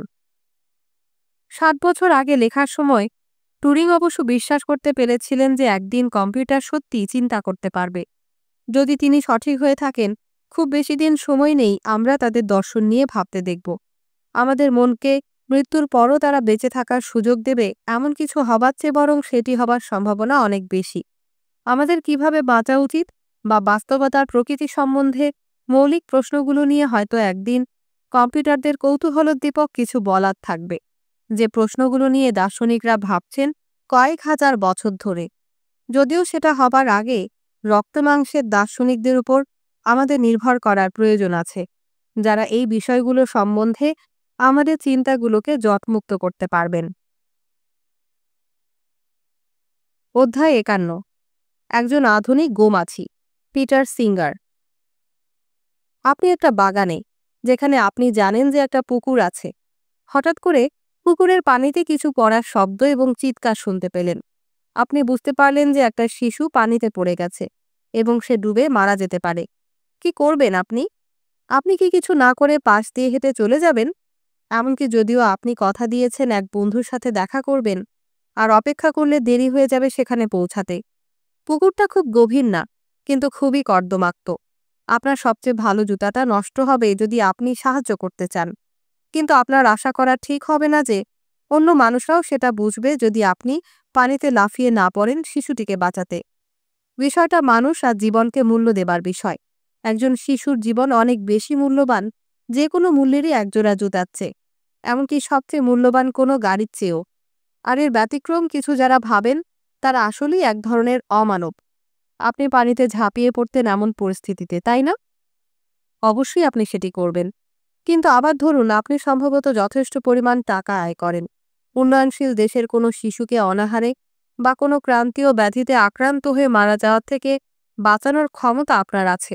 আর সেটা করতে এই পুকুরে ডুবতে থাকা বাচ্চাটিকে বাঁচানোর জন্য যে জুতাটি নষ্ট করতে আপনি প্রস্তুত, সম্ভবত তার মূল্যের চেয়ে বেশি পরিমাণ কিছু হবে না। তাহলে কেন আপনি অন্য শিশুটিকে সাহায্য করেননি? ধরে নিচ্ছি আপনি করেননি। খুব সামান্য পরিমাণ টাকা সঠিক দাতব্য প্রতিষ্ঠানে দিলে সেটা অন্তত একটা জীবন বাঁচাতে পারে। শৈশবের বহু সংক্রামক ব্যাধিকে খুব সহজে প্রতিরোধ করা যেতে পারে তুলনামূলকভাবে অল্প কিছু টাকার বিনিময়ে, যা তাদের টিকা বা অন্য ঔষধের মূল্য পরিশোধ করতে সাহায্য করবে। কিন্তু কেন আপনি একইভাবে অনুভব করেন না যখন আফ্রিকাতে কেউ মারা যায়? ঠিক যেমন করে আপনি অনুভব করেন যখন কোনো শিশুকে চোখের সামনে পানিতে ডুবে মারা যেতে দেখেন। যদি আপনি একইভাবে অনুভব করেন দুটি ক্ষেত্রেই, তাহলে আপনি অবশ্যই ব্যতিক্রম। আমরা অধিকাংশ মানুষই তেমন নই, এমনকি যখন এই বাস্তব সত্যটা নিয়ে আমরা খানিকটা অস্বস্তি অনুভব করি। অস্ট্রেলীয় দার্শনিক পিটার সিঙ্গার, জন্ম 1946 সালে, যুক্তি দিয়েছিলেন আপনার সামনে ডুবতে থাকা শিশু আর আফ্রিকায় অভুক্ত কোনো শিশু আসলে খুব বেশি ভিন্ন নয়। আমাদের আরও বেশি ভাবা উচিত সেই সব শিশুদের নিয়ে সারা পৃথিবী জুড়ে যাদের আমরা বাঁচাতে পারি, যতটা আমরা করি তার চেয়েও। যদি আমরা কিছু না করি, তাহলে শিশুরা যারা হয়তো বাঁচত তারা অবশ্যই অল্প বয়সে মারা যাবে। এটা কোনো অনুমান নয়, আমরা জানি এটা সত্য। আমরা জানি যে হাজার হাজার শিশু প্রতি বছর মারা যায় দরিদ্রতাজনিত কারণে। কেউ মারা যায় অনাহারে, যখন উন্নত বিশ্বে মানুষরা ফ্রিজে পচতে থাকা খাদ্য ফেলে দিতে বাধ্য হয়, তাদের সেগুলো খাওয়ার জন্যে সময় কিংবা ইচ্ছা হয়ে ওঠে না বলে। অনেকেই পরিষ্কার পানি পায় না পান করার জন্য। সুতরাং আমাদের উচিত, যা আমাদের আসলেই দরকার নেই, এমন একটা কিংবা দুটি বিলাসিতা পরিত্যাগ করে সেই সব ভাগ্যবঞ্চিত মানুষগুলোকে সাহায্য করা, কারণ তারা এমন জায়গায় জন্ম নিয়েছে যেখানে জন্ম নেয়ার ক্ষেত্রে তাদের কোনো হাত নেই। জীবনের আদর্শ হিসাবে এটা বেশ কঠিন দর্শন। তার মানে এমন নয় যে আমাদের কি করা উচিত সে বিষয়ে সিঙ্গার ভুল কিছু বলছেন। আপনি হয়তো বলতে পারেন, যদি আপনি কোনো অর্থ দান না করেন, অন্য কেউ সম্ভবত সেটা করবে। এখানে ঝুঁকিটি হচ্ছে আমরা সবাই সেই দেখতে থাকা মানুষগুলোর মতো হব। প্রত্যেকেই মনে করবেন যে অন্য কেউ না কেউ যা প্রয়োজন সেটা অবশ্যই করবে। এই পৃথিবীর বহু মানুষ চরম দরিদ্রসীমার নিচে বাস করেন। প্রতিদিনই তারা ক্ষুধার্ত হয়ে দিন পার করে। তাদের প্রয়োজন কখনোই মিটবে না অল্প কয়েকজনের দানে। এটা সত্য যে চোখের সামনে ডুবতে থাকা কোনো শিশুর ক্ষেত্রে খুব সহজ দেখা যে অন্য কেউ শিশুর সাহায্যে এগিয়ে আসছে কিনা। কিন্তু বহু দূরের কোনো দেশে কষ্ট ভোগ করছে যারা, তাদের ক্ষেত্রে বলা সম্ভব না আমাদের কাজের কী প্রভাব পড়ছে বা অন্য মানুষদের কাজের প্রভাবই বা কী সেখানে। অবশ্যই তার মানে এই না যে কোনো কিছু না করাই শ্রেষ্ঠ সমাধান। এই বিষয়টির সাথে যুক্ত সেই ভয়টিও যে ভিনদেশের গরিব মানুষকে দান করলে বিত্তবানদের দানের ওপর সেই মানুষগুলোর নির্ভরশীলতা বাড়বে এবং সেটি তাদের জন্য বাধা দেবে তাদের নিজেদের খাদ্য উৎপাদনে সচেষ্ট হতে বা পানির জন্য কুয়া আর বসবাসের জায়গা নির্মাণের ক্ষেত্রে। এবং একসময় এটাই পরিস্থিতির আরও অবনতির কারণ হবে। এমনকি যদি আপনি কিছু না দানও করেন, এমন উদাহরণও আছে যে পুরো দেশই বৈদেশিক সাহায্যের ওপর নির্ভরশীল হয়েছে। এর মানে হচ্ছে, যদিও দাতব্য প্রতিষ্ঠানগুলোই শুধু দান করাই উচিত না আমাদের, বরং আমরা সতর্কভাবে ভাবব কী সাহায্য এসব দাতব্য প্রতিষ্ঠানগুলো প্রদান করছে। কিন্তু এর মানে এই না যে আমরা চেষ্টা করব না সাহায্য করতে। কিছু মৌলিক চিকিৎসা সহায়তা বহু দরিদ্র মানুষকে একটা ভালো সুযোগ দেয় বাইরের কোনো সাহায্য ছাড়াই স্বনির্ভর হবার জন্যে। এমন বেশ কিছু দাতব্য প্রতিষ্ঠান আছে যারা স্থানীয় জনগোষ্ঠীকে প্রশিক্ষিত করে স্বনির্ভর হবার জন্যে পরিষ্কার খাবার পানির জন্য কুয়া খনন, স্বাস্থ্য শিক্ষা দান ইত্যাদি নানা কর্মসূচি পরিচালনা করার মাধ্যমে। সিঙ্গারের যুক্তি এমন নয় যে আমাদের উচিত অন্যকে সাহায্য করার জন্য টাকা দান করা, বরং আমাদের সেই সব দাতব্য প্রতিষ্ঠানে দান করা উচিত যাদের সম্ভাবনা আছে পৃথিবীর সবচেয়ে দুর্গতদের উপকার করা, যা তাদের স্বনির্ভর হতে সাহায্য করবে। তার বার্তা খুব স্পষ্ট। যখন কিনা প্রায় সুনিশ্চিতভাবে আপনি অন্য মানুষের জীবনকে সত্যিকারভাবে প্রভাবিত করতে পারবেন এবং আপনার সেটা করা উচিত। সিঙ্গার সুপরিচিত জীবিত দার্শনিকদের মধ্যে অন্যতম একজন। আংশিকভাবে এর কারণ তিনি বেশ কিছু সর্বজনীন ধারণা আর দৃষ্টিভঙ্গিগুলোকে প্রশ্ন করেছিলেন। তার কিছু বিশ্বাস স্পষ্টতই খুবই বিতর্কিত। বহু মানুষ বিশ্বাস করেন মানুষের জীবনের চূড়ান্ত পবিত্রতায়। এর মানে অন্য কোনো মানুষকে হত্যা করা সবসময়ই ভুল। সিঙ্গার সেটি মনে করেন না। যদি কেউ এমন কোনো পরিস্থিতিতে থাকে যাকে বলা হয় পারসিস্টেন্ট ভেজিটেটিভ স্টেট বা কোনো অসুখের কারণে যার পরিস্থিতি অপরিবর্তনীয়ভাবে বোধশক্তিহীন, যে পরিস্থিতির কোনো পরিবর্তন করা সম্ভব না, মানে সেই মানুষটিকে বাঁচানো হয়েছে শুধুমাত্র শরীর হিসাবে, কোনো ধরনের অর্থময় সচেতনতা ছাড়া, এবং যার ভবিষ্যতে কোনো সময় নিরাময় হবার সম্ভব নয়, তাহলে সিঙ্গার মনে করেন এই ক্ষেত্রে ইউথানাসিয়া বা তাকে দয়া প্রদর্শন করে মরার সুযোগ দেওয়া উচিত বা মরতে সাহায্য করা উচিত কোনো কষ্টভোগ করা ছাড়াই। এই পরিস্থিতিতে মানুষকে বাঁচিয়ে রাখা অর্থহীন। তিনি বিশ্বাস করতেন কারণ এই পরিস্থিতিতে তাদের কোনো সুখ অনুভব করার ক্ষমতা নেই। এমনকি তারা কিভাবে বাঁচতে চান সেটাও তারা নির্বাচন করতে পারে না। তাদের বেঁচে থাকার কোনো ইচ্ছা শক্তি নেই, কারণ কোনো ধরনের ইচ্ছা ধারণ করার ক্ষমতা তাদের নেই। এই দৃষ্টিভঙ্গিগুলো তাকে বেশ কুখ্যাত করেছে বেশ কিছু গোষ্ঠীর কাছে। এমনকি এইসব বিশেষ ক্ষেত্রে ইউথানাসিয়া বা দয়ার সাথে মৃত্যুর বিষয়টি সমর্থনের জন্য তাকে নাৎজি বলেও চিহ্নিত করা হয়েছিল। যদিও সেই বাস্তবতাটি উপেক্ষা করে যে তার বাবা মাও ছিলেন ভিয়েনাবাসী ইহুদি যারা নাৎজিদের হাত থেকে পালিয়ে বেঁচেছিলেন, আর এই নামে তাকে ডাকার কারণ নাৎসিরা বহু অসুস্থ আর শারীরিক ও মানসিক প্রতিবন্ধীকে হত্যা করেছিল, কারণ তারা দাবি করেছিল এদের জীবনগুলো আসলেই যাপনের উপযুক্ত না, তাদের বেঁচে থাকার কোনো অর্থ নেই। কিন্তু খুবই ভুল হবে যদি কেউ নাৎজিদের এই হত্যা নীতিকে ইউথানাসিয়া বা দয়ার সাথে মৃত্যু হিসাবে চিহ্নিত করে। আর যাই হোক না কেন, এটার উদ্দেশ্য কাউকে অপ্রয়োজনীয় যন্ত্রণা ভোগ থেকে মুক্তি দেয়া ছিল না। আর নাৎজিরা মনে করত তাদের সমাজ থেকে বাতিল করা যাবে কারণ তারা অপ্রয়োজনীয়।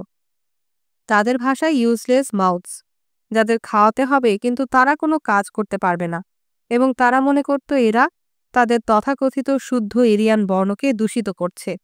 এখানে কোনো দয়া প্রদর্শন নেই। এর ব্যতিক্রম সিঙ্গার আগ্রহী ছিলেন সংশ্লিষ্ট সেই মানুষগুলোর জীবনের গুণগত মান নিয়ে।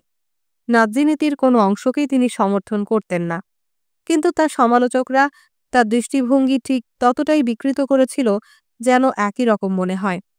সিঙ্গার প্রথম পরিচিতি পান তার প্রভাবশালী বই অ্যানিমাল লিবারেশন প্রকাশ হবার পর 1975 সালে, যেখানে তিনি প্রাণীদের উপর মানুষের আচরণ নিয়ে আলোচনা করেছিলেন। এর আগে ঊনবিংশ শতাব্দীর শুরুতে জেরেমি বেনথাম প্রস্তাব করেছিলেন প্রাণীদের কষ্ট আর দুর্দশা লাঘব করার জন্য প্রয়োজনীয় পদক্ষেপ নিতে। কিন্তু 70-এর দশকে যখন সিঙ্গার প্রথম লিখতে শুরু করেছিলেন এ বিষয়ে, খুব কম দার্শনিকই বিষয়টি এভাবে দেখেছিলেন। সিঙ্গার, বেনথাম আর মিল হচ্ছেন কনসিকোয়েন্সালিস্ট। এর মানে তারা বিশ্বাস করেন শ্রেষ্ঠ কাজটি হবে সেটি যা সংশ্লিষ্ট সবার সেরা স্বার্থটিকে রক্ষা করবে। সেরা কাজটি হবে সেটি যেটি সবচেয়ে সেরা পরিণতির কারণ হয়। আর কোনটি সবচেয়ে ভালো পরিণতি সেটা জানার জন্য আমাদের জানার দরকার এবং বিবেচনা করতে হবে সবার জন্য কোনটি সবচেয়ে ভালো, যার মধ্যে সব প্রাণীদের কল্যাণও অন্তর্ভুক্ত। বেনথামের মতো সিঙ্গার বিশ্বাস করতেন যে প্রায় সব প্রাণীদের মূল ও সবচেয়ে প্রাসঙ্গিক বৈশিষ্ট্য হচ্ছে যন্ত্রণা বা ব্যথা বা কষ্ট অনুভব করার ক্ষমতা। মানুষ হিসেবে আমরা মাঝে মাঝে বেশি পরিমাণ কষ্ট পাই একই পরিস্থিতিতে কোনো প্রাণী যতটুকু পেতে পারে, কারণ আমাদের যুক্তি ব্যবহার করার ক্ষমতা আছে, বোঝার ক্ষমতা আছে আমাদের সাথে কি ঘটছে। এই বিষয়টিও আমাদের বিবেচনায় নিতে হবে। সিঙ্গার যারা প্রাণীদের বিষয়ে যথেষ্ট পরিমাণ গুরুত্ব দেন না তাদের নাম দিয়েছেন স্পেসিসিস্ট বা প্রজাতিবাদী। এটি অনেকটা বর্ণবাদী রেসিস্ট বা লিঙ্গবাদী সেক্সিস্ট শব্দগুলো যেভাবে ব্যবহৃত হয় তেমন। বর্ণবাদী তাদের নিজের বর্ণের মানুষদের সাথে ভিন্নভাবে আচরণ করে, তারা তাদের সাথে বিশেষ সুবিধা দিয়ে আচরণ করে, তারা অন্য কোনো বর্ণের মানুষকে সেই সুবিধাটা দিতে চায় না যারা সেটি পাবার যোগ্য। একজন শ্বেতাঙ্গ বর্ণবাদী হয়তো যেমন কোনো একটা কাজের জন্য অন্য একজন শ্বেতাঙ্গকে নির্বাচন করবে, এমনকি যখন তার চেয়েও যোগ্য কোনো কৃষ্ণাঙ্গ ব্যক্তি আছেন যিনি সেই পদের জন্য আবেদন করেছেন। স্পষ্টতই সেটা ন্যায়বিচার নয় এবং ভুল। স্পেসিসিজমও বর্ণবাদের মতো। এটা শুধুমাত্র সৃষ্টি হয় যখন আপনি শুধু আপনার প্রজাতির দৃষ্টিভঙ্গি দিয়ে কিছু দেখেন অথবা এর প্রতি আপনি বিশেষভাবে পক্ষপাতদুষ্ট। মানুষ হিসেবে আমরা শুধু ভাবি অন্য মানুষদের কথা যখন সিদ্ধান্ত কি করতে হবে, কিন্তু সেটা ভুল। প্রাণীরা কষ্টভোগ করে এবং তাদের কষ্টকে আমাদের বিবেচনায় রাখা উচিত। সমান পরিমাণ শ্রদ্ধা প্রদর্শন মানে এই না যে সব প্রাণী প্রজাতির সাথে ঠিক একইভাবে আচরণ করা উচিত, সেটার কোনো অর্থও হয় না। যদি আপনি কোনো ঘোড়ার পিঠে হাত দিয়ে একটা চড় মারেন, সেটা ঘোড়ার জন্য তেমন কোনো ব্যথার কারণ হবে না, কারণ ঘোড়ার চামড়া বেশ পুরু। কিন্তু আপনি যদি সেই একই চড় মারেন কোনো মানব শিশুকে, সেটা বেশ তীব্র ব্যথার কারণ হবে।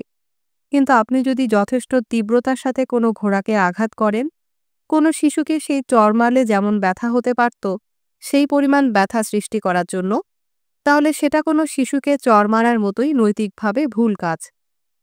অবশ্যই দুটো কাজের কোনোটারই আপনার করা উচিত নয়। সিঙ্গারের প্রস্তাবনা আমাদের সবারই নিরামিষাশী হওয়া উচিত, শুধু এই কারণে যে আমরা কোনো প্রাণী না খেয়েই খুব সহজেই ভালোভাবে বাঁচতে পারি। প্রাণী থেকে উৎপাদিত হওয়া যে কোনো খাদ্যের পেছনে যন্ত্রণাভোগ আর নিষ্ঠুর খামার পদ্ধতি, আর তীব্রভাবে প্রাণীরাও সেই যন্ত্রণাটি অনুভব করে।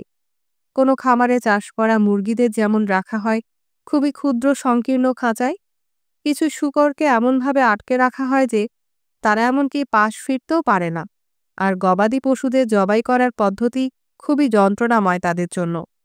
সিঙ্গার যুক্তি দিয়েছিলেন, অবশ্যই এটা নৈতিকভাবে গ্রহণযোগ্য নয় এমন খামার ব্যবস্থাকে অব্যাহত রাখা, কিন্তু এমনকি আরও মানবিক খামার পদ্ধতিও অপ্রয়োজনীয়, কারণ আমরা মাংস ছাড়া বেশ ভালোভাবেই বাঁচতে পারি।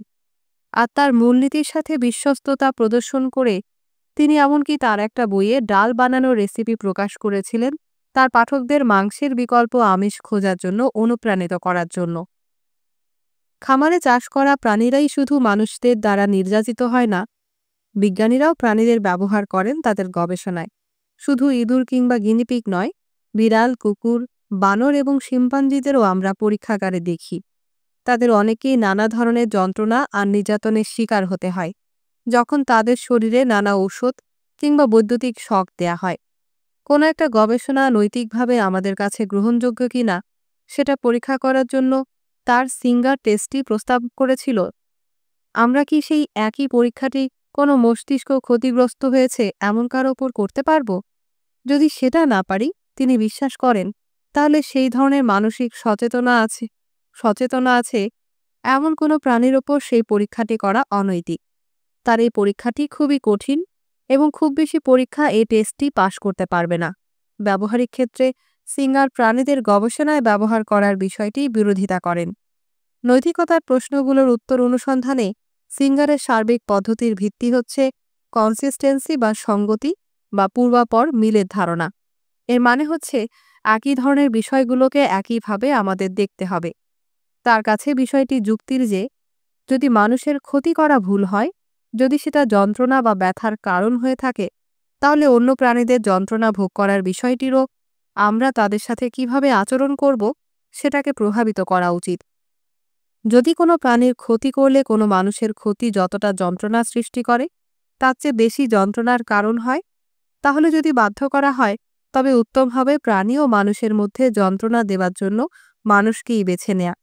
বহু বছর আগে সক্রেটিসের মতো সিঙ্গার ঝুঁকি নিতে ভয় পাননি যখন আমাদের জীবনে আমাদের কিভাবে জীবন কাটানো উচিত সে বিষয়ে জনসমক্ষে কোনো বক্তব্য দিয়েছেন। তার কিছু বক্তৃতার বিরুদ্ধে প্রতিবাদ সমাবেশ হয়েছে, তাকে হত্যা করার হুমকিও দেয়া হয়েছে, কিন্তু তা সত্ত্বেও তিনি দর্শনের সেরা ঐতিহ্যের প্রতিনিধিত্ব করছেন। কিছু ব্যাপকভাবে ধারণকৃত ধারণাকে নিরন্তরভাবেই তিনি চ্যালেঞ্জ করে যাচ্ছেন। তার দর্শন প্রভাবিত করেছে তার জীবনাচরণকে, এবং যখন তিনি অন্যদের সাথে একমত নন, সবসময় তিনি প্রস্তুত তার চারপাশে সবার মতামতকে চ্যালেঞ্জ করার জন্য, একটা উন্মুক্ত আলোচনায় অংশ নেবার জন্যে। সবচেয়ে গুরুত্বপূর্ণভাবে সিঙ্গার তার উপসংহারগুলোকে সমর্থন করেছেন তার যুক্তিনির্ভর প্রস্তাবনাগুলো দিয়ে, যা গভীর ও ব্যাপক গবেষণা ও বাস্তব সত্য দ্বারা তথ্যপুষ্ট। তার উপসংহারগুলোর সাথে আপনারা একমত হবেন না, দার্শনিক হিসাবে তার আন্তরিকতাটিকে অনুভব করার জন্য। দর্শন আর যাই হোক না কেন, সবচেয়ে সমৃদ্ধশালী হয় বিতর্কের মাধ্যমে, যুক্তি আর সাক্ষ্য প্রমাণ ব্যবহারে। সিঙ্গারের কোনো দৃষ্টিভঙ্গির সাথে যদি আপনি ভিন্নমত পোষণ করেন, যেমন প্রাণীদের নৈতিক অবস্থান অথবা কোনো পরিস্থিতিতে ইউথানাসিয়া বা দয়াপূর্ণ যন্ত্রণাহীন মৃত্যুর অধিকার নৈতিকভাবে গ্রহণযোগ্য হতে পারে, খুব ভালো সম্ভাবনা আছে তার বই পড়ার পর বিষয়গুলো আপনাকে খুব কঠিনভাবে ভাবাবে। আপনি আসলেই কি বিশ্বাস করেন এবং কিভাবে সেগুলোকে সমর্থন করছেন বাস্তব তথ্য, যুক্তি আর নৈতিক মূলনীতিগুলো। দর্শনের সূচনা হয়েছিল বিব্রতকর প্রশ্ন আর কঠিন চ্যালেঞ্জের সাথে।